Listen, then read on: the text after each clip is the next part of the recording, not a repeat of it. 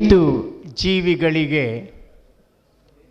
ಎನಿತು ಜೀವನದಿ ಎನಿತು ನಾವು ಋಣಿಯೋ ನಿಜದಿ ತಿಳಿವೊಡೆ ಈ ಜೀವನವೇ ಒಂದು ಋಣದ ರತ್ನದ ಗಣಿಯೋ ಅನ್ನುವ ಕವಿವಾಣಿಯನ್ನು ಸ್ಮರಿಸಿಕೊಳ್ತಾ ತಮಗೆ ವೃತ್ತಿಯನ್ನು ಕೊಟ್ಟಂತಹ, ಅನ್ನವನ್ನು ಕೊಟ್ಟಂತಹ, ಸಮಾಜದಲ್ಲಿ ಗೌರವದ ಸ್ಥಾನವನ್ನು ತಂದುಕೊಟ್ಟಂತಹ, ತಮ್ಮ ಕುಟುಂಬದ ಬದುಕನ್ನು ಆಶಾದಾಯಕವನ್ನಾಗಿ ಮಾಡಿದಂತಹ ಸಂಸ್ಥೆಗೆ ಒಂದು ಗೌರವದ, ಪ್ರೀತಿಯ ಕೃತಜ್ಞತೆಯನ್ನು ಸಲ್ಲಿಸುವಂತಹ ಈ ಪವಿತ್ರ ಕಾರ್ಯಕ್ರಮಕ್ಕಾಗಿ ನಿಮ್ಮೆಲ್ಲರನ್ನು ನಾನು ಅಭಿನಂದಿಸುತ್ತೇನೆ.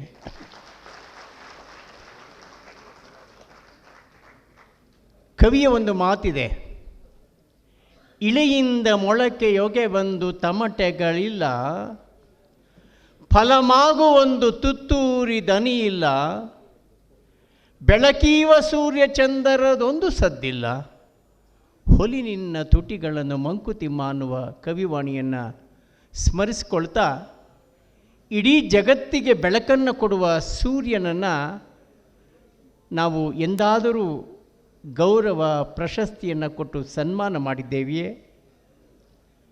ಬಿತ್ತಿದಷ್ಟು ಅನ್ನವನ್ನು ಕೊಡುವ ಭೂಮಿ ತಾಯಿಯನ್ನು ಎಂದಾದರೂ ನಾವು ಒಂದು ವೇದಿಕೆಗೆ ಕರೆಸಿ ಸನ್ಮಾನ ಮಾಡಿದ್ದೇವೆಯೇ? ಉಸಿರಾಡುವ ಶಕ್ತಿಯನ್ನು ತುಂಬುವ ಆ ವಾಯುವಿಗೆ ಎಂದಾದರೂ ನಾವು ಥ್ಯಾಂಕ್ಸ್ ಹೇಳಿದ್ದೇವೆಯೇ?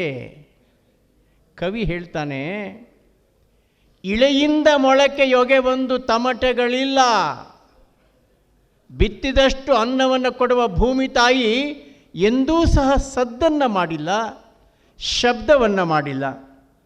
ನಾನು ಅನ್ನವನ್ನು ಕೊಡ್ತಾ ಇದ್ದೇನೆ, ಇನ್ನು ನನ್ನಲ್ಲಿ ಶಕ್ತಿ ಇಲ್ಲ, ಸಾಮರ್ಥ್ಯ ಇಲ್ಲ ಅಂಥೇಳಿ ಎಂದೂ ಸಹ ತನ್ನ ಕರ್ತವ್ಯದಿಂದ ವಿಮುಖಳಾಗಲಿಲ್ಲ ನಮ್ಮ ಭೂಮಿ ತಾಯಿ. ಹಾಗೆಯೇ ನಮ್ಮ ಹೆತ್ತ ತಾಯಿಯೂ ಕೂಡ.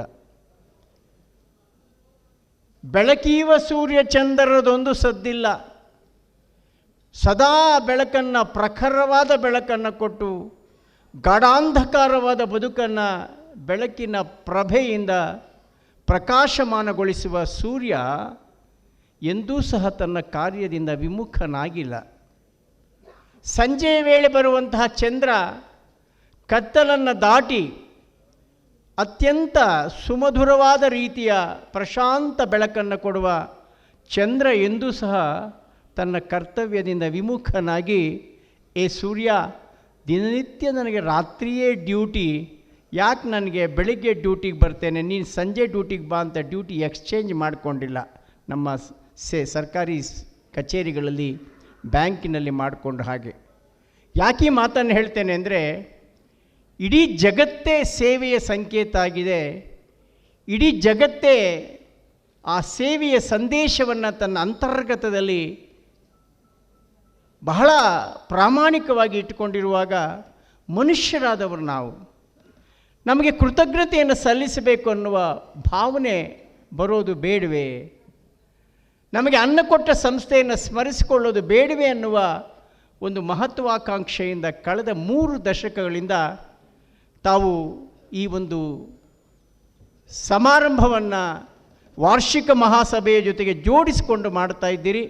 ಅದಕ್ಕಾಗಿ ಮತ್ತೊಮ್ಮೆ ನಿಮಗೆ ಅಭಿನಂದನೆಯನ್ನು ಸಲ್ಲಿಸ್ತಾ, ಈ ಸಮಾರಂಭದಲ್ಲಿ ಭಾಗವಹಿಸಿರುವ ಸನ್ಮಾನ್ಯ ಕೆ ಶ್ರೀನಿವಾಸರಾವ್ ಅವರು ವಿಕಲಚೇತನರಾದರೂ ಸಹ ಸಾಹಿತ್ಯಿಕವಾಗಿ ಅನನ್ಯವಾದಂಥ ಕಾರ್ಯವನ್ನು ಮಾಡ್ತಾ ಬಂದಿದ್ದಾರೆ.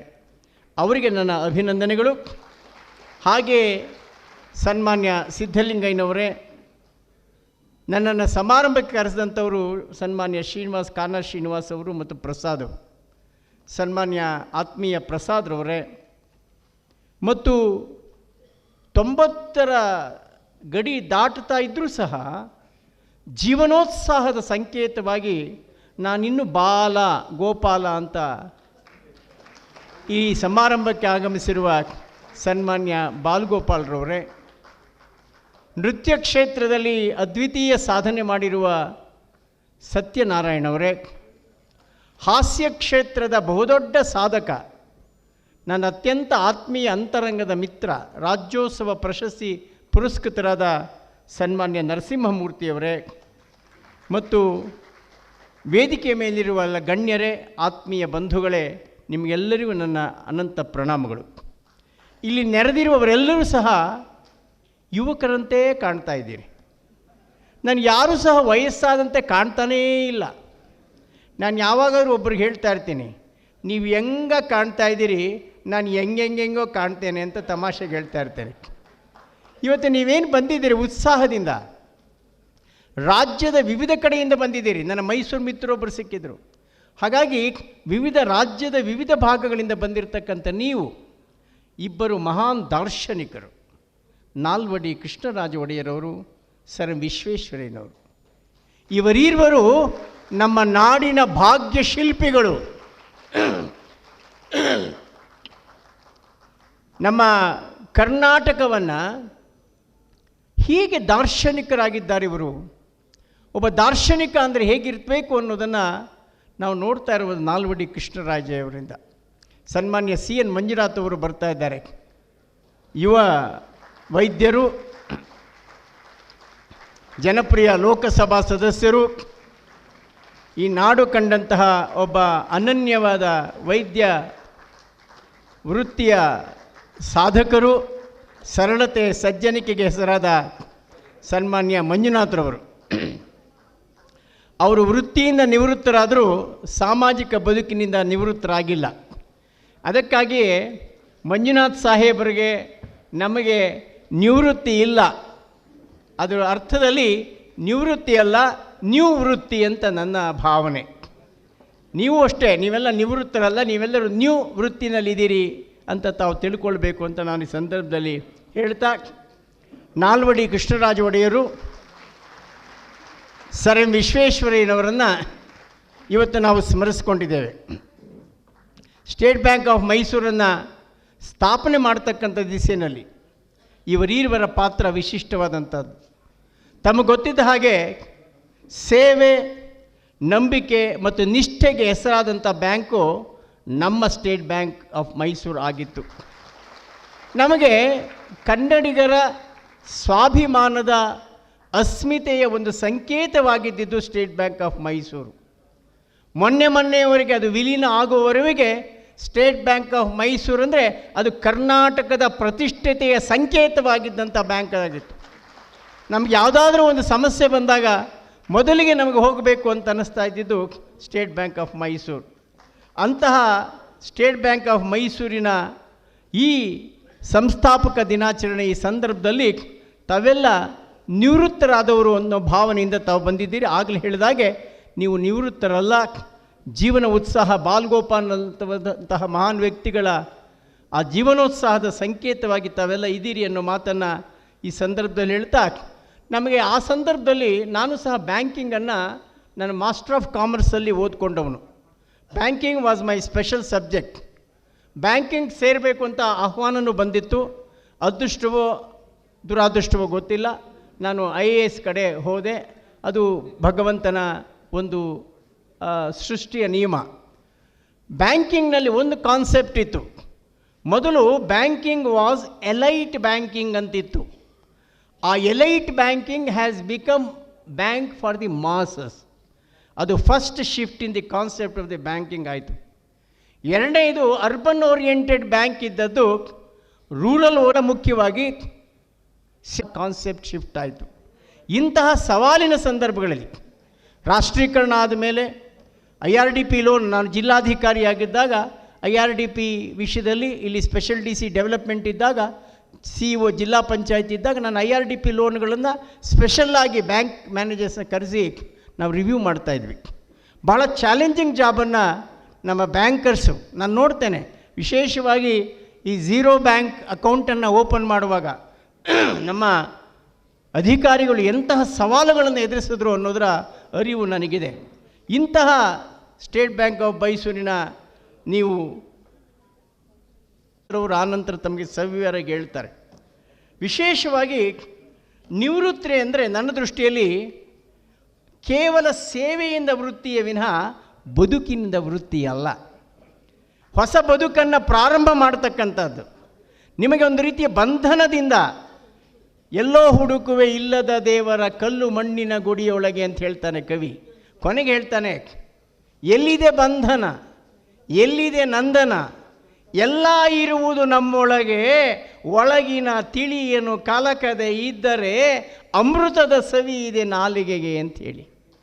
ಹಾಗಾಗಿ ಬಂಧನ ಒಂದು ತಾಂತ್ರಿಕವಾದ ವೃತ್ತಿ ಬಂಧನದಿಂದ ಒಂದು ಸ್ವೇಚ್ಛಾಚಾರದ ಬದುಕಿನ ವಿಸ್ತೃತವಾದಂಥ ಜೀವನಕ್ಕೆ ನಾವೆಲ್ಲ ಪಾದಾರ್ಪಣೆ ಮಾಡಿದ್ದೇವೆ.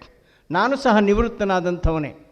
ಆದರೆ ನಿವೃತ್ತಿಯ ನಂತರವೂ ಒಂದು ಬದುಕಿದೆ, ನಿವೃತ್ತಿಯ ನಂತರವೂ ನಮಗೊಂದು ಸಾಮಾಜಿಕ ಜವಾಬ್ದಾರಿ ಇದೆ ಅಂತ ಅರ್ಥ ಮಾಡಿಕೊಳ್ಳಲಿಕ್ಕೆ ಇಂತಹ ಒಂದು ಸಮಾರಂಭಗಳು, ಸಮ್ಮೇಳನಗಳು, ಸಂಕಿರಣಗಳು ಭಾಳ ಮುಖ್ಯ ಆಗುತ್ತೆ.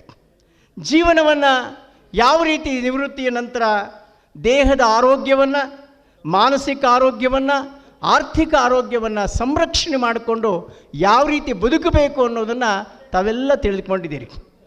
ತಾವೆಲ್ಲ ಬಹಳಷ್ಟು ಪ್ರಜ್ಞಾವಂತರು. ನೂರಾರು ಜನರ ಬದುಕನ್ನು ಅರಳಿಸಿದಂಥವರು ಈ ಬ್ಯಾಂಕಿನ ಮ್ಯಾನೇಜರ್ಸ್ಗಳು ಮತ್ತು ಅಲ್ಲಿ ಕೆಲಸ ಮಾಡಿದಂಥವ್ರು. ಒಬ್ಬ ಸಾಮಾನ್ಯ ಒಂದು ಹಸುವನ್ನು ಕೊಂಡುಕೊಂಡು ಜೀವನವನ್ನು ಕಟ್ಟಿಕೊಳ್ಳುವರ ಬಾಳಿಗೆ ಆಶಾಕಿರಣ ಆದಂಥವರು ನೀವು. ಹಾಗೆ ನೂರಾರು ಕೋಟಿ ರೂಗಳನ್ನು ಸಾಲ ಕೊಟ್ಟು ಅವನನ್ನು ಬೃಹತ್ ಸಾಮ್ರಾಜ್ಯದ ಅಧಿಪತಿಯನ್ನಾಗಿ ಮಾಡಿದಂಥವರು ಬ್ಯಾಂಕ್ ಮ್ಯಾನೇಜರ್ಗಳು, ಬ್ಯಾಂಕಿನ ಸಿಬ್ಬಂದಿಗಳು. ಹೀಗಾಗಿ ನೀವು ರಾಷ್ಟ್ರ ನಿರ್ಮಾಪಕರು, ನೀವು ನಾಡಿನ ನಿರ್ಮಾಪಕರು. ಅಷ್ಟೇ ಅಲ್ಲ, ಒಬ್ಬ ಸಾಮಾನ್ಯ ಬಡವನ ಬದುಕನ್ನು ಬೆಳಗಿಸಿದಂಥವರು ಬ್ಯಾಂಕಿನಲ್ಲಿದ್ದಂತಹ ಸಿಬ್ಬಂದಿಗಳು. ಪ್ರತಿಯೊಬ್ಬರೂ ಸಹ ಒಬ್ಬ ಸಾಮಾನ್ಯ ಸಬ್ ಸ್ಟಾಫಿಂದ ಹಿಡಿದು ಎಲ್ಲರೂ ಒಂದೇ. ಏಕೆಂದರೆ ನಾವು ಅದನ್ನು ಭಾವಿಸಬೇಕು. ಬಸವಣ್ಣವ್ರು ಹೇಳ್ತಾರೆ, ಕಾಯಕವೇ ಕೈಲಾಸ ಅಂಥೇಳಿ. ಅಷ್ಟೇ ಅಲ್ಲ, ಕಾಯಕದಲ್ಲಿ ಯಾವುದೇ ಶ್ರೇಣಿ ಇಲ್ಲ. ಒಬ್ಬ ಸಾಮಾನ್ಯ ನೌಕರರಿಂದ ಹಿಡಿದು ಆ ಬ್ಯಾಂಕಿನ ಮ್ಯಾನೇಜಿಂಗ್ ಡೈರೆಕ್ಟರ್, ಚೇರ್ಮನ್ವರೆಗೂ ಸಹ ಎಲ್ಲರೂ ಒಂದೇ ಅನ್ನುವ ಭಾವನೆಯಿಂದ ನಾವು ನೋಡ್ತಕ್ಕಂಥದ್ದು ಬಹುಮುಖ್ಯವಾಗಿ ಬ್ಯಾಂಕ್ಗಳಲ್ಲಿ ಮಾತ್ರ. ನಾನು ನೋಡಿದ್ದೇನೆ, ಬ್ಯಾಂಕ್ಗಳಲ್ಲಿನ ಸಂಬಂಧ ಹೇಗಿರುತ್ತೆ ಅಂದರೆ ಬಹಳ ಮಾನವೀಯ ಸಂಬಂಧಗಳಿರುತ್ತೆ ನೌಕರ ಬಂಧುಗಳಲ್ಲಿ. ಅದೇ ನಮ್ಮ ರೆವಿನ್ಯೂ ಡಿಪಾರ್ಟ್ಮೆಂಟ್, ಪೊಲೀಸ್ ಡಿಪಾರ್ಟ್ಮೆಂಟಲ್ಲಿ ಕೆಳಗಿರೋನ ಮೇಲೆ ಸಲ್ಯೂಟ್ ಹೊಡಿಬೇಕು, ಅವನ ಮೇಲಿನವನು ಅವನಿನ್ನೊಬ್ಬನಿಗೆ ಸಲ್ಯೂಟ್ ಹೊಡಿಬೇಕು. ಒಂದು 5 ಸಲ್ಯೂಟ್ ತಗೊಂಡ್ರೆ 25 ಸಲ್ಯೂಟ್ ಹೊಡಿಬೇಕು ನಾವು. ಆದರೆ ನಿಮ್ಮಲ್ಲಿ ಒಂದು ಸಮಾನವತೆಯ ಒಂದು ಮಾನವೀಯ ಸ್ಪರ್ಶವನ್ನು ನಾವು ಕಾಣ್ತೇವೆ. ಬಂಧುಗಳೇ, ದೇಹದ ಆರೋಗ್ಯವನ್ನು ಹೇಗೆ ಕಾಪಾಡಿಕೊಳ್ಬೇಕು ಅನ್ನೋದು ಡಾಕ್ಟ್ರ್ ಹೇಳ್ತಾರೆ ನಿಮಗೆ. ಬಹುಮುಖ್ಯವಾಗಿ ನಾನು 5 ಹೆಚ್ಚುಗಳನ್ನು ಅಕ್ಷರಗಳನ್ನು ಬಳಸಿ ನನ್ನ ಮಾತುಗಳನ್ನು ಆಡಿ ನನ್ನ ಮಾತನ್ನು ಮುಗಿಸ್ತೇನೆ. ಭಗವಂತ ನಮಗೆ ಹೆಡ್ಡನ್ನು ಕೊಟ್ಟಿದ್ದಾನೆ. ಈ ತಲೆ ಅನ್ನುವಂಥದ್ದು ಒಂದು ಪವಿತ್ರವಾದಂತಹ ತಾಣ, ಇಡೀ ದೇಹದ ಕಿರೀಟಪ್ರಾಯವಾದಂಥದ್ದು. ಆ ತಲೆಯನ್ನು, ಆ ಹೆಡ್ಡನ್ನು ಹೇಗಿಟ್ಕೊಳ್ಬೇಕು ಅಂದರೆ ವಿವೇಕಾನಂದರು ಹೇಳ್ತಾರೆ, don't make your head a dustbin of jealousy, enmity. Instead make it a treasure house of knowledge, compassion and love. ಈ ನಿಮ್ಮ ತಲೆಯನ್ನು, ದ್ವೇಷವನ್ನು ಬಿಟ್ಟುಬಿಡಿ. ನಿವೃತ್ತಿಯ ನಂತರವೂ ಯಾವ ದ್ವೇಷವೂ ಬೇಡ. ನಿವೃತ್ತಿಯ ನಂತರ ಯಾರನ್ನೂ ಸಹ ನೀವು ಕೀಳಾಗಿ ನೋಡಬೇಡಿ. ನಿವೃತ್ತಿಯ ನಂತರ ನಮ್ಮ ಬದುಕು ಹೇಗಿರಬೇಕು ಅಂದರೆ ಒಬ್ಬ ಆಧ್ಯಾತ್ಮಿಕ ಯೋಗಿಯ ರೀತಿಯಲ್ಲಿರಬೇಕು. ಅದಕ್ಕಾಗಿಯೇ ಆ ತತ್ವಜ್ಞಾನಿ ಹೇಳ್ತಾನೆ, don't make your head a dustbin of enmity, a dustbin of ಏನು ದ್ವೇಷ, ಹಿಂಸೆ, ಅಸೂಯೆ. Instead make it a treasure house of knowledge. ವಿವೇಕಾನಂದರು ಹೇಳೋದು, make it a treasure house of knowledge, compassion. ದಯೆಯಿಲ್ಲದ ಧರ್ಮ ಯಾವುದಯ್ಯ? ನಾವು ನಿವೃತ್ತಿಯ ನಂತರ ದಯವಿಟ್ಟು ಒಂದು ಸ್ವಾರ್ಥದಿಂದ ನಾನು ಈ ಮಾತನ್ನು ಹೇಳ್ತೇನೆ, ನಾವು ನಮ್ಮದೇ ಬಗ್ಗೆ ಯೋಚನೆ ಮಾಡೋದನ್ನು ನಿವೃತ್ತಿಯ ನಂತರ ನಾವು ಬಿಟ್ಟು ಬಿಡಬೇಕಾಗತ್ತೆ. ಸಮಾಜದ ಬಗ್ಗೆ ಚಿಂತನೆ ಮಾಡಬೇಕಾಗತ್ತೆ. ನಮಗಿಂತಲೂ ಕೆಳಗಿರ್ತಕ್ಕಂಥ ವ್ಯಕ್ತಿಗಳಿಗೆ ನಾವು ಬಗ್ಗೆ ಚಿಂತನೆ ಮಾಡಬೇಕಾಗುತ್ತೆ. ನಮಗೆ ಸಾಕಷ್ಟು ಸಂಬಳ ಬಂದಿರುತ್ತೆ, ಪೆನ್ಷನ್ ಬರ್ತಾ ಇರುತ್ತೆ. ನಮ್ಮೆಲ್ಲ ಕೌಟುಂಬಿಕ ಜವಾಬ್ದಾರಿಗಳನ್ನು ನಿವೃತ್ತಿಯ ಅವಧಿಯ ಒಳಗೆ ತಾವೆಲ್ಲ ಮುಗಿಸಿರ್ತೀರಿ. ಈ ಜೀವನ ಇದೆಯಲ್ಲ, ದಿಸ್ ಎಕ್ಸ್ಟೆಂಡೆಡ್ ಲೈಫ್, ಇದನ್ನು ನೀವು ಸಾಮಾಜಿಕವಾಗಿ, ಆಧ್ಯಾತ್ಮಿಕವಾಗಿ ಸೇವೆಯನ್ನು ಮಾಡತಕ್ಕಂಥ ದೃಷ್ಟಿಯಲ್ಲಿ ನಾವು ಬಳಸ್ಕೊಳ್ಬೇಕು. ಈ ನಿವೃತ್ತಿಯ ನಂತರದ ಬದುಕಿನಿಂದ ನಿಮ್ಮ ಸಾಮಾಜಿಕ ಬದುಕು ಬಹಳ ಗಟ್ಟಿಯಾಗಬೇಕು. ನಾನು ಯಾವಾಗಲೂ ಒಂದು ಮಾತು ಹೇಳ್ತಾ ಇರ್ತೇನೆ, ವಿವೇಕಾನಂದರ ಮಾತನ್ನು, the life is short, the vanities of the life are transient, those who live for others they only live, the rest are dead than alive ಅಂತ ಹೇಳಿ. ಎಂಥ ಅದ್ಭುತವಾದ ಮಾತು ಅಂದರೆ, ಈ ಬದುಕು ಕ್ಷಣಿಕ, ನಾವೆಲ್ಲ ಒಂದಲ್ಲ ಒಂದು ದಿವಸ ಹೋಗ್ತೇವೆ, ಅದು ನಿಶ್ಚಿತ. ನಮ್ಮ ಆಕರ್ಷಣೆಗಳು ತಾತ್ಕಾಲಿಕ. ಆದರೆ ಯಾರು ಇತರರಿಗಾಗಿ ಬದುಕಿರ್ತಾರೆಯೋ ಅವರು ಮಾತ್ರ ಬದುಕಿದ್ದ ಹಾಗೆ, ಯಾರು ತಮ್ಮ ಸ್ವಂತಕ್ಕಾಗಿ ಬದುಕ್ತಾರೆಯೋ ಅವರು ಬದುಕಿದ್ದಾಗಲೇ ಸತ್ತು ಹೋದ ಹಾಗೆ. ವಿವೇಕಾನಂದರು ಹೇಳ್ತಾರೆ, choose in between these two things.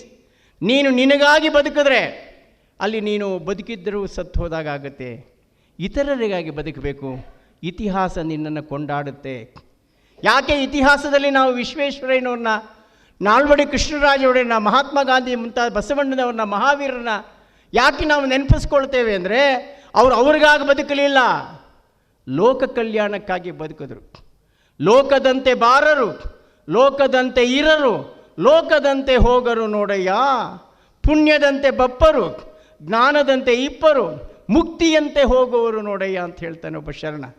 ಹಾಗಾಗಿ ಇಂತಹ ಒಂದು ನಮ್ಮ ಪಾತ್ರದಲ್ಲಿ ನಾವು ದೊಡ್ಡ ಮಹಾತ್ಮ ಗಾಂಧೀಜಿ ಆಗಲಿಕ್ಕೆ ಸಾಧ್ಯ ಆಗದೇ ಇರ್ಬೋದು, ವಿಶ್ವೇಶ್ವರಯ್ಯನ ಹತ್ರ ಕೆಲಸ ಮಾಡಲಿಕ್ಕೆ ಆಗದೇ ಇರ್ಬೋದು.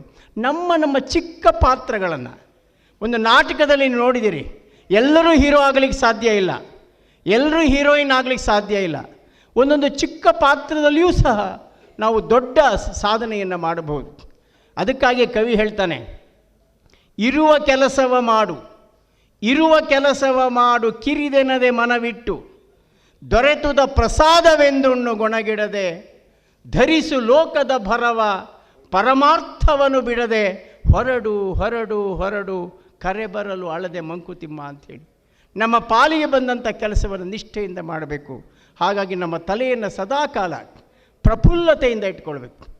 ಇನ್ನು ಹಾರ್ಟ್, ನಮ್ಮ ಹೃದಯ, ಹಾರ್ಟ್ ಸ್ಪೆಷಲಿಸ್ಟ್ ಇಲ್ಲಿದ್ದಾರೆ ಡಾಕ್ಟರ್ ಮಂಜುನಾಥರು. ಎಷ್ಟು ಜನರ ಹೃದಯಗಳನ್ನು ಅರಳಿಸಿದಂತಾನೆ. ಎನ್ಲಾರ್ಜ್ ಅಂದರೆ ಅದು ಬೇರೆ ಅರ್ಥ, ಏನು ಅವನ ಹೃದಯ ಲಾರ್ಜ್ ಆಗಿದೆ ಅಂದರೆ ಅದು ಬೇರೆ ಅರ್ಥ. ಆದರೆ ಹೃದಯದಲ್ಲಿ ಒಂದು ಆರ್ದ್ರತೆಯನ್ನು ತುಂಬಿದಂಥವರು ನಮ್ಮ ಸನ್ಮಾನ್ಯ ಮಂಜುನಾಥರವರು. ಆ ಹಾರ್ಟ್ ಹೇಗಿರಬೇಕು? ಒಬ್ಬ ತತ್ವಜ್ಞಾನಿ ಹೇಳ್ತಾನೆ, break the temple, break the mosque, break the church, but break not the human heart. ಏ ಮನುಷ್ಯ, ಸ್ಥಾವರವಾಗಿರುವಂಥ ದೇವಾಲಯ ಒಂದು ವೇಳೆ ನಾಶ ಆಗುತ್ತೆ, ಎಲ್ಲವೂ ಸ್ಥಾವರವೆಲ್ಲವೂ ನಾಶ ಆಗೇ ಆಗುತ್ತೆ. ಆ ನಾಶ ಆಗ್ಬೋದು, ಆದರೆ ನೀನು ಯಾವುದೇ ಮಾನವನ ಹೃದಯವನ್ನು ಮಾತ್ರ ನಾಶ ಮಾಡಬೇಡ, ಅದನ್ನು ನಿರ್ನಾಮ ಮಾಡಲಿಕ್ಕೆ ಹೋಗಬೇಡ. ಯಾಕೆ ಅಂದರೆ it is where the god resides and the god presides. ನಿನ್ನ ಹೃದಯ ಪರಮಾತ್ಮನ ಆವಾಸ ಸ್ಥಾನ ಅಂತ ಭಾವನಾತ್ಮಕವಾಗಿ ಹೇಳ್ತಕ್ಕಂಥದ್ದು, ದೈಹಿಕವಾಗಿ ಭೌತಿಕವಾಗಿ ಅಲ್ಲ. ಸನ್ಮಾನ್ಯ ಮಂಜುನಾಥರವರು ನಿಮ್ಮ ಹೃದಯ ತೆಗೆದ್ರೆ ಅದರಲ್ಲಿ ನಮ್ಮ ಹೆಂಡ್ತಿನೋ ಅಥವಾ ನಮ್ಮ ಪ್ರೇಯಸಿ ಏನೋ ಯಾರೋ ಕಾಣೋದಿಲ್ಲ. ಹೇಳ್ತೇವೆ, ಓ ನಲ್ಲೇ ನೀನು ನನ್ನ ಹೃದಯದಲ್ಲಿ ಇದೆಯಾ ಅಂತ. ಯಾವ ಹೃದಯದಲ್ಲಿ ಯಾರೂ ಇರೋದಿಲ್ಲ. ಮಂಜುನಾಥ್ ತೆಗೆದರೆ ಹೃದಯದಲ್ಲಿ ಎಲ್ಲ ಸಮಸ್ಯೆಗಳೇ ಕಾಣುತ್ತೆ. ಹಾಗಾಗಿ ಹಾರ್ಟನ್ನು ನಾವು ಚೆನ್ನಾಗಿ ಇಟ್ಕೊಳ್ಬೇಕು. ಮತ್ತು ಭಗವಂತ ಹ್ಯಾಂಡ್ಸನ್ನು ಕೊಟ್ಟಿದ್ದಾನೆ. ಈ ಹ್ಯಾಂಡ್ಸನ್ನು ಯಾಕೆ ಕೊಟ್ಟಿದ್ದಾನೆ? ಕೇವಲ ನಮಗಾಗಿ ಕಾಯಕವನ್ನು ಮಾಡಿ ನಮ್ಮ ಹೊಟ್ಟೆ ತುಂಬಿಸ್ಕೊಳ್ಳಿಕ್ಕಲ್ಲ, ಸಮಾಜಕ್ಕೆ ಏನಾದರೂ ಮಾಡಬೇಕು ಅಂತ. ಅದನ್ನೇ ಕಲಾಂಜಿ ಹೇಳ್ತಾರೆ, he's one who is handsome is one who gives his hands to someone. ಬೇರೆಯವರಿಗೆ ತನ್ನ ಹಸ್ತವನ್ನು, ಪ್ರೀತಿಯ ಹಸ್ತವನ್ನು ಯಾರು ಚಾಚ್ತಾರೆ ಅವನು ಹ್ಯಾಂಡ್ಸಮ್ ಅಂತೇಳಿ. ಹಾಗಾಗಿ ಹ್ಯಾಂಡ್ಸನ್ನು ಕ್ಲೀನಾಗಿಟ್ಕೊಳ್ಳಿ. ಮತ್ತು ಬಹಳ ಮುಖ್ಯವಾಗಿ ಮಾನಸಿಕ ಆರೋಗ್ಯ. ಅದಕ್ಕಾಗಿ ನಾವೇನು ಮಾಡಬೇಕು? ಹೆಲ್ತನ್ನು ಸರಿಯಾಗಿ ಇಟ್ಕೊಳ್ಬೇಕು. ಮೊದಲು ಹೇಳ್ತಾ ಇದ್ವಿ, when health is lost something is lost, when wealth is lost something is lost, when ಹೆಲ್ತಿಂಗ್ ಈಸ್, ಈ ಥರ ಹೇಳ್ತಾ ಇದ್ದು, nothing is lost, when wealth is lost nothing is lost, when health is lost something is lost, when character is lost everything is lost ಅಂತ. ಆದರೆ ಕ್ಯಾರೆಕ್ಟರನ್ನು ಸಹ, ಕಳೆದು ಹೋದ ಚಾರಿತ್ರ್ಯವನ್ನು ಸಹ ಸರಿಪಡಿಸಿಕೊಳ್ಳೋ ಅವಕಾಶ ಮನುಷ್ಯನಿಗಿದೆ. ಕಳೆದು ಹೋದ ಸಂಪತ್ತನ್ನು ಗಳಿಸುವ ಅವಕಾಶ ಮನುಷ್ಯನಿಗಿದೆ. ಆದರೆ ಆರೋಗ್ಯವನ್ನು ನಾವು ಕಳ್ಕೊಂಡ್ರೆ ಅದು ಬರಲಿಕ್ಕೆ ಸಾಧ್ಯ ಇಲ್ಲ. ಹಾಗಾಗಿ ನಾವು ಸ್ವಲ್ಪ ತಿದ್ದುಪಡಿ ಮಾಡಿ, when health is lost everything is lost ಅನ್ನುವಂಥ ವ್ಯಾಖ್ಯಾನವನ್ನು ನಾವು ಮಾಡಬೇಕು. ಮೊದಲು ಕೆಲವು ಗಾದೆ ಹೇಳ್ತಾ ಇದ್ವಿ, slow and steady wins the race ಅಂತ. ಈಗ ಸ್ಲೋ ಹೋದರೆ ಅವನು ಅಲ್ಲೇ ಇರ್ತಾನೆ, ಅವನು ಓಡಲೇಬೇಕು, ಸೋಮಾರಿ ಆಗಬಾರ್ದು. ಹಾಗಾಗಿ ಹ್ಯಾಂಡ್ಸನ್ನು, ಹೆಲ್ತನ್ನು ಸರಿಯಾಗಿ ಇಟ್ಕೊಳ್ಳಿ. ಹಾರ್ಟನ್ನು ಸರಿಯಾಗಿ ಇಟ್ಕೊಳ್ಳಿ, ಹೆಡ್ಡನ್ನು ಸರಿಯಾಗಿ ಇಟ್ಕೊಳ್ಳಿ, ಹ್ಯಾಂಡ್ಸನ್ನು ಇನ್ನೊಬ್ರಿಗೆ ಉಪಯೋಗಿಸಿ, ಹೆಲ್ತನ್ನು ನೋಡ್ಕೊಳ್ಳಿ. ಬಹುಮುಖ್ಯವಾಗಿ ಸೆನ್ಸ್ ಆಫ್ ಹ್ಯೂಮರನ್ನು ಇಟ್ಕೊಳ್ಳಿ. ಸೆನ್ಸ್ ಆಫ್ ಹ್ಯೂಮರ್ ಭಾಳ ಮುಖ್ಯ. Without humour you get tumour, that is a rumour. ಈ ಮನುಷ್ಯನಿಗೆ ನಗಬೇಕು. ಕವಿ ಹೇಳ್ತಾನೆ ನೋಡಿ, ನಗುವು ಸಹಜ ಧರ್ಮ, ನಗಿಸುವುದು ಪರಧರ್ಮ, ನಗುತ ನಗಿಸಿ ಬಾಳುವುದು ಅತಿಶಯದ ಧರ್ಮ, ನಗುವ ನಗಿಸುವ ನಗುತ ಬಾಳುವ ವರವನಿ ಕೇಳಿಕೊಳ್ಳೋ ಮಂಕುತಿಮ್ಮ. ನರಸಿಂಹಮೂರ್ತಿ ಎಲ್ಲರೂ ನಗಿಸ್ತಾ ಇರ್ತಾರೆ. ನಾವು ಯಾಕೆ ಚಿಂತೆ ಮಾಡ್ತಾ ಇರ್ತೇವೆ ಕೆಲವರು. ದಯವಿಟ್ಟು ನೀವು ಯಾವಾಗ ಸಭೆಗೆ ಬಂದರೆ ಪಕ್ಕದಲ್ಲಿ ನೋಡ್ಕೊಂಡು ಕೂತ್ಕೊಳ್ಳಿ. ಕೆಲವು ಟೆನ್ಷನ್ ಮಾಸ್ಟರ್ಸ್ ಇರ್ತಾರೆ, ಅವ್ರ ಮನೆ ಟೆನ್ಷನ್ ಎಲ್ಲ ನಿಮಗೆ ಟ್ರಾನ್ಸ್ಫರ್ ಮಾಡೋಕ್ಕೆ ಪ್ರಯತ್ನ ಪಡ್ತಾರೆ. ಹಾಗಾಗಿ ಆ ಕಡೆ ಈ ಕಡೆ ನೋಡ್ಕೊಂಡು ನಗನಗ್ತಾ ಇದ್ದರೆ ಹಲ್ಲೇನು ತೋರಿಸಿದ್ರೆ ಅಂಥವ್ರ ಪಕ್ಕ ಮಾತ್ರ ಕೂತ್ಕೊಳ್ಳಿ. ಹಲ್ಲು ಬಿಗಿ ಇಟ್ಕೊಂಡಿರೋ ಕೆಲವು ಟೈಮ್ ಫ್ಲೈಟಲ್ಲಿ ಹೋಗ್ತೀವಿ ನಾವಾಗಲಿ, ಮಂಜುನಾಥ್ ಅವರಲ್ಲಿ ತಾವೆಲ್ಲ ಹೋಗ್ತಾ ಇರ್ತೀರಿ. ಪಕ್ಕದಲ್ಲಿ ಕೂತಿರೋನು 2 ಗಂಟೆ ಟ್ರಾವೆಲ್ ಮಾಡಿರ್ತೀನಿ, ಅವ್ನು ಬಾಯೇ ಓಪನ್ ಮಾಡಿರಲ್ಲ. ಅವ್ನು ಬಾಯಿ ಓಪನ್ ಮಾಡೋದು ಗಗನ ಸಖಿ ಊಟ ತಂದು ಕೊಟ್ಟಾಗ ಬಾಯಿ ಓಪನ್ ಮಾಡ್ತಾರೆ. ಆ ಥರ ಆಗಬಾರ್ದು. ಅದಕ್ಕೆ ಒಂದು ಸಣ್ಣ ಕತೆ ಹೇಳಿ ನಾನು ಮಾತು ಮುಗಿಸ್ತೇನೆ. ಚಿಂತೆ ಮಾಡಬಾರ್ದು. ಶರಣ ಹೇಳ್ತಾನೆ, ಬಡತನಕ್ಕೆ ಉಂಬುವ ಚಿಂತೆ, ಉಂಡಾದರೆ ಉಡುವ ಚಿಂತೆ, ಉಡಲಾದರೆ ಹೆಂಡಿರ ಚಿಂತೆ, ಹೆಂಡಿರಾದರೆ ಮಕ್ಕಳ ಚಿಂತೆ, ಮಕ್ಕಳಾದರೆ ಬದುಕಿನ ಚಿಂತೆ, ಬದುಕಾದರೆ ಕೇಡಿನ ಚಿಂತೆ, ಕೇಡಾದರೆ ಸಾವಿನ ಚಿಂತೆ. ಎಲ್ಲ ಚಿಂತೆಯಲ್ಲಿರ್ತೀವಿ. ಹಾಗಾಗಿ ಒಬ್ಬ ಹಳ್ಳಿನಲ್ಲಿ ಒಬ್ಬ ರೈತ ಇದ್ದ. ಅವನು ಸೊಗಸಾಗಿ ಜೋಳವನ್ನು ಬೆಳೆದಿದ್ದ. ಆ ಕಡೆಯಿಂದ ಯಾರೋ ಒಬ್ಬರು ನಮ್ಮ ಗೆಳೆಯರು ಹೋಗಿ ಅವ್ರಿಗೆ ಯಾವುದೋ ಒಂದು ದಾರಿ ಹಾದಿ ತೋರಿಸ್ಬೇಕಾಗಿತ್ತು. ಆ ರೈತನನ್ನು ಕೇಳಿದ್ರು, ಏ ರೈತ ಮಿತ್ರ, ಈ ಹೊಸಕೋಟೆಗೆ ಹೋಗುವ ದಾರಿ ಯಾವುದಪ್ಪ? ಯಾಕೆಂದ್ರೆ ನನ್ನ ಊರು ಹೊಸಕೋಟೆ, ಅದಕ್ಕೋಸ್ಕರ ಹೇಳ್ತಾ ಇದ್ದೀನಿ. ಹೊಸಕೋಟೆಗೆ ಹೋಗೋ ದಾರಿ ಯಾವುದಪ್ಪ ಅಂತ. ಅವನಿಗೆ ಅವನ ಜೋಳದ ಬೆಳೆಯ ಚಿಂತೆ. ಅವನೇನು ಹೇಳ್ದ, ಏನಂದ್ರಿ, ನನ್ನ ಜೋಳ ಬಹಳ ಚೆನ್ನಾಗಿ ಬೆಳೆದಿದೆ ಅಂದ್ರ, ಸ್ವಾಮಿ ನಾನೇ ಬೆಳೆದದ್ದು, ನನ್ನದೇ ಶ್ರಮ ಅಂದ. ಇವನು ಕೇಳಿದ್ದು ಹೊಸಕೋಟೆಗೆ ದಾರಿ, ಅವನು ಹೇಳಿದ್ದು ಅವನ ಜೋಳದ ಪ್ರವರವನ್ನು. ಅಂದರೆ ಅವನಿಗೆ ಜೋಳದಲ್ಲಿ ಮುಳುಗಿ ಹೋಗಿದ್ದಾನೆ, ಅದೇ ಚಿಂತೆ ಅವನಿಗೆ. ಸರಿ, ಆನಂತರ ಆ ರೈತ ಮನೆಗೆ ಬಂದ ತಕ್ಷಣ ಹೆಂಡತಿ, ಸಾಮಾನ್ಯವಾಗಿ ಹಿಂದೆ ಹೆಂಡತಿ ಅಂದರೂ ಗಂಡ ಬಂದರೆ ಹೊರಗಡೆ ಬಂದು ಕಾಲು ನೀರು ಕೊಟ್ಟು ಕಾಲು ಒರೆಸಿ ಪಾದ ಪೂಜೆ ಎಲ್ಲ ಮಾಡೋದಿತ್ತು. ಈಗ ಪಾದ ತೆಗೆದಿದ್ರೆ ಸಾಕು ಅಂತ ಪರೀಕ್ಷೆ. ಅವ್ರು ಬಂದಾಗ ಆಕೆ ನೀರು ಕೊಟ್ಟು ಹೇಳ್ತಾಳೆ. ಆಗ ಇವನು ಆಕೆಗೆ ಹೇಳ್ತಾನೆ, ನೀರು ಕೊಟ್ಟು ಚೆನ್ನಾಗಿದ್ದೀರಾ ಅಂತ ಕೇಳ್ತಾನೆ. ಎಲ್ಲ ಆಯ್ತಾ ತೋಟದ ಕೆಲಸ ಏನಂದೆ? ಯಾರೋ ಒಬ್ಬರು ಬಂದು ನನ್ನ ಜೋಳ ಹೇಗಿದೆ ಅಂತಂದರು, ಜೋಳ ಅದ್ಭುತವಾಗಿದೆ ಅಂತ ಕೇಳಿದೆ ಅಂತ ಕಣೆ ಅಂತಾನೆ ಆಕೆ ಹಾಗೆ ಅವಳಿಗೇನೋ ಚಿಂತೆ. ಅವಳೇನು ಹೇಳ್ತೀನಿ ಏನಂದ್ರಿ, ನೆಕ್ಲೆಸ್ ಮಾಡಿಕೊಡ್ತೀನಿ ಅಂದ್ರ, ಡಾಬ್ ಮಾಡಿಸ್ಕೊಡ್ತೀನಿ ಅಂದ್ರ, ಏನೋ ಒಂದು ಮಾಡಿಕೊಡ್ರಿ ಅಂತ. ಇವನು ಹೇಳಿದ್ದು ಯಾರೋ ಬಂದು ಜೋಳದ ಬಗ್ಗೆ ಹೊಗಳ್ದ ಅಂತ ಅವನು ಹೊಗಳ್ಕೊಳ್ತಾ ಇದ್ದಾನೆ. ಅವಳದೇ ಪ್ರಪಂಚದಲ್ಲಿದ್ದಾಳೆ. ಅವಳು ಹೇಳ್ತಾಳೆ ಏನಂದ್ರಿ, ನೆಕ್ಲೆಸ್ ಮಾಡಿಕೊಡ್ತೀನಿ ಅಂದ್ರ, ಡಾಬ್ ಮಾಡಿಸ್ಕೊಡ್ತೀನಿ ಅಂದ್ರ, ಜೋಳದ ಬೆಳೆ ಬಂದ ಮೇಲೆ ಏನೋ ಒಂದು ಮಾಡಿಸ್ಕೊಡಿ ಅಂದರು. ಸರಿ, ಆಕೆ ಮನೆ ಒಳಗಡೆ ಬಂದಳು. ಆಗ್ತಾನೆ ಮದುವೆ ಆಗುವಂಥ ಹುಡುಗಿ ಇದ್ಲು, ಮದುವೆ ಆಗಬೇಕಾಗಿತ್ತು. ಆಕೆ ಬಂದು ಮಗಳಿಗೆ ಹೇಳಿದ್ಲು, ನೋಡಿ ನಿಮ್ಮ ಅಪ್ಪ ಇವತ್ತೇನೋ ಒಳ್ಳೆ ಮೂಡಲ್ಲಿದ್ದಾರೆ, ನೆಕ್ಲೆಸ್ ಮಾಡಿಸ್ಕೊಡ್ಲಾ, ಚಿನ್ನದ ಡಾಬ್ ಮಾಡಿಸ್ಕೊಡ ಅಂದರು. ಭಾಳ ಖುಷಿ ಆಯಿತು ಕಣೆ. ಏನಂದರೆ ಹೊಸಕೋಟೆ ಗಂಡ ಆದರೂ ಆಗಲಿ, ದೇವನಹಳ್ಳಿ ಗಂಡ ಆದರೂ ಆಗಲಿ, ಯಾವುದೋ ಒಂದು ಗಂಡ ಆಗಲಿ ಅಮ್ಮ, ಮೊದಲು ಮಾಡಿ ಅಂದರು. ಅವಳಿಗೆ ಗಂಡಿನ ಚಿಂತೆ. ಅವಳು ಆನಂತರ ಬಂದು ಮುಸ್ರೆ ಮುಕ್ಕೋ ಮನೇಲಿ ತಿಮ್ಮಿ ಇದ್ಲಲ್ಲ, ಅವಳ ಹತ್ರ ಬಂದು, ನೋಡಿ ನಮ್ಮಮ್ಮ ಇವತ್ತು ನಿನಗೆ ಹೊಸಕೋಟೆ ಗಂಡು ಬೇಕಾ, ದೇವನಹಳ್ಳಿ ಗಂಡು ಬೇಕಾ ಅಂದರು. ನನಗೆ ಭಾಳ ಸಂತೋಷ, ಯಾವುದೋ ಒಂದು ಗಂಡು ಮಾಡು ಅಂದೆ. ಸರಿ, ನಾನು ಅಯ್ಯೋ ತಂಗ್ಳನ್ನಾದರೂ ಇಡಿ, ಬಿಸಿಯನ್ನಾದರೂ ಇಡಿ, ಯಾವುದೋ ಒಂದು ಇಡಿ ಅಂತಂದ್ಲಂತೆ. ಹೀಗೆ ನಾವೆಲ್ಲ ಚಿಂತೆಗಳಲ್ಲಿ ಮುಳುಗಿರ್ತೇವೆ. ಚಿಂತೆಯನ್ನು ಬಿಟ್ಟು ತಾವು ಆನಂದವಾಗಿರಬೇಕು. ನಿಮ್ಗೆ ಆರ್ಥಿಕ ಭದ್ರತೆಯ ಬಗ್ಗೆ ನಿಮಗಷ್ಟು ಹೇಳ್ಕೊಡೋಷ್ಟು ಜಾಣನಲ್ಲ. ಏಕೆಂದರೆ ಎಕನಾಮಿಕ್ ಫೈನಾನ್ಷಿಯಲ್ ಡಿಸಿಪ್ಲಿನನ್ನು ಕಲಿಬೇಕಾದ್ದೇ ಬ್ಯಾಂಕ್ ಮ್ಯಾನೇಜರ್ಸಿಂದ. ಹಾಗಾಗಿ ನೀವೆಲ್ಲರೂ ಸಹ ಇವತ್ತೇನಿಲ್ಲಿ ಸೇರಿದ್ದೀರಿ, ಈ ನಿವೃತ್ತಿಯ ಜೀವನ ಪ್ರತಿ ಮುಂದಿನ ವರ್ಷ ಮತ್ತಷ್ಟು ಜೀವನೋತ್ಸಾಹದಿಂದ ಇಲ್ಲಿ ಬಂದು ಭಾಗವಹಿಸಿ. ಏಕೆಂದರೆ ಒಂದೇ ಒಂದು ಮಾತನ್ನು ಹೇಳಿ ನಾನು ಮಾತು ಮುಗಿಸ್ತೇನೆ. ಜೀವನ ಶಾಶ್ವತ ಅಲ್ಲಾಗಿ ಜನರಲ್ ಶಿವಶಂಕರ್ ಒಂದು ಮಾತು ಹೇಳ್ತಾರೆ, ಏರಿದರೆ ಗದ್ದುಗೆ ಸಿಂಹಾಸನ ಮಂಚ, ಏರಿದರೆ ಗದ್ದುಗೆ ಸಿಂಹಾಸನ ಮಂಚ, ಹೆಚ್ಚೆಂದರೆ 2-3 ಅಡಿ ಮೇಲೆ, ಜಾರಿದರೆ ಗೋರಿ ಬೃಂದಾವನ, ಹೆಚ್ಚೆಂದರೆ 2-3 ಅಡಿ ಕೆಳಗೆ. ಈ ಎರಡರ ನಡುವಿನ ನಮ್ಮ ಬದುಕನ್ನು ನೀವು ಈಗ ನಿಮ್ಮ ಹೆಂಡತಿ ಬಗ್ಗೆ ಚಿಂತನೆ ಮಾಡೋದು, ಯೋಚನೆ ಮಾಡಿ, ವಿಚಾರ ಮಾಡಿ, ಪ್ರೀತಿಸಿ. ಜಾಸ್ತಿ ಚಿಂತೆ ಇನ್ನೊಬ್ಬರ ಬಗ್ಗೆ ಮಾಡಬೇಡಿ. ಸ್ನೇಹವನ್ನು ಬೆಳೆಸ್ಕೊಳ್ಳಿ. ಬೆಳಗ್ಗೆ ವಾಕಿಂಗ್ ಮಾಡಿ. ವಾಕಿಂಗಿಂತ ನಮ್ಮವರು ಟಾಕಿಂಗೇ ಜಾಸ್ತಿ ಇರುತ್ತೆ. ನಾನು ನೋಡಿದ್ದೇನೆ, ನಮ್ಮ ಕಬ್ಬನ್ ಪಾರ್ಕ್ ಹೋಗ್ತಾ ಇರ್ತೇನೆ, ಕೆಲವು ಮಹಾನುಭಾವರು ಬರೀ ಟಾಕಿಂಗ್ ಇರ್ತಾರೆ. ನಾನು ಹೋಗಿದ ತಕ್ಷಣ ಅವ್ರನ್ನ ಹೆಂಗೆ ತಪ್ಪಿಸಿ ಹೋಗೋದು ಅಂತ ನೋಡ್ತೇನೆ, ಆದರೂ ಸಿಕ್ಕಾಕೊಂಡ್ಬಿಡ್ತೇನೆ ಕೆಲವೊಮ್ಮೆ. ಹಾಗಾಗಿ ಆರೋಗ್ಯದ ಕಡೆ ಗಮನ ಕೊಡಿ. ಯೋಗ ಇನ್ನು ಮುಂದಿನ ಜೀವನವನ್ನು ಯೋಗ ಅಂತ ಭಾವಿಸಿ, ಭೋಗದ ಬದುಕು ಸಾಕಾಗಿದೆ ಅಂತ ಹೇಳ್ತಾ ನಿಮ್ಮೆಲ್ಲರಿಗೂ ಮತ್ತೊಮ್ಮೆ ವಂದಿಸಿ ಈ ಅವಕಾಶ ಮಾಡಿಕೊಟ್ಟ ಆತ್ಮೀಯರಿಗೆ ನನ್ನ ಅಭಿನಂದಿಸಿ ನನ್ನ ಮಾತನ್ನು ಮುಗಿಸ್ತೇನೆ. ನಮಸ್ಕಾರ.